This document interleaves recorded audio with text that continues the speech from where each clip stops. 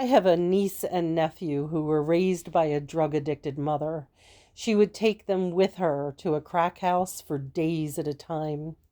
I can't imagine what those kids saw or what evil things may have happened to them. When I think of some of the horror that so many kids have lived through, when I see kids with severe birth defects being tormented, and then I look back on my own childhood, I wonder why God called someone like me. I always had a roof over my head and food in my belly. I never even had acne as a teenager. And even when my dad had us living in one room with the fireplace as our only heat source, I was still kept warm. I went to a private school. I always had the clothes and shoes that I needed. I don't remember one summer that I didn't have a birthday party, and we always had gifts under the Christmas tree. So why, God? Why choose me? And what I heard back was that He saved me in spite of any childhood trauma and despite how worthless I ever thought I was. He offers the same salvation to everyone, and it doesn't matter how traumatizing your childhood was or who put you through it. I made the choice to love Jesus because He loves me so much that He took a horrendous beating that ripped His skin down to His bones. He was brutalized and paraded through a jeering crowd. He was spat on and mocked. He carried a heavy, splintered cross with agonizing steps until He collapsed. And when He reached the top of the hill, He laid down on those angry beams and He placed His hands and feet as they were hammered through with long, thick, heavy spikes.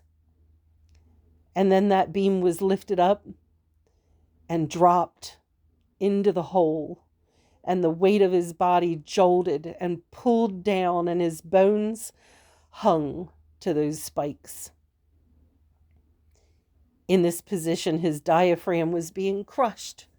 So He'd have to use His pierced feet to push Himself up, dragging His raw back up that splintered beam to grasp for one breath. The hot Mediterranean sun scorched what skin was left and burned His exposed organs.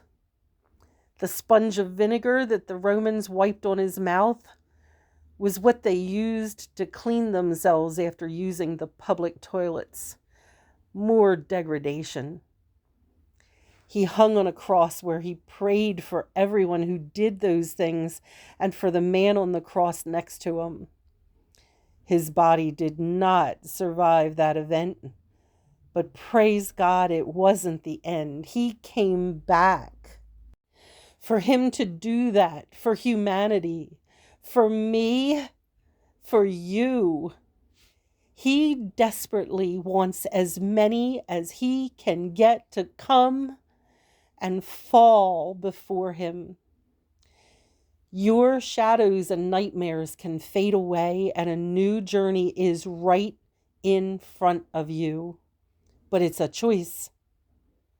And I know without a doubt that it breaks Jesus' heart to see you hurt so deep when He has the power to heal your heart and your mind.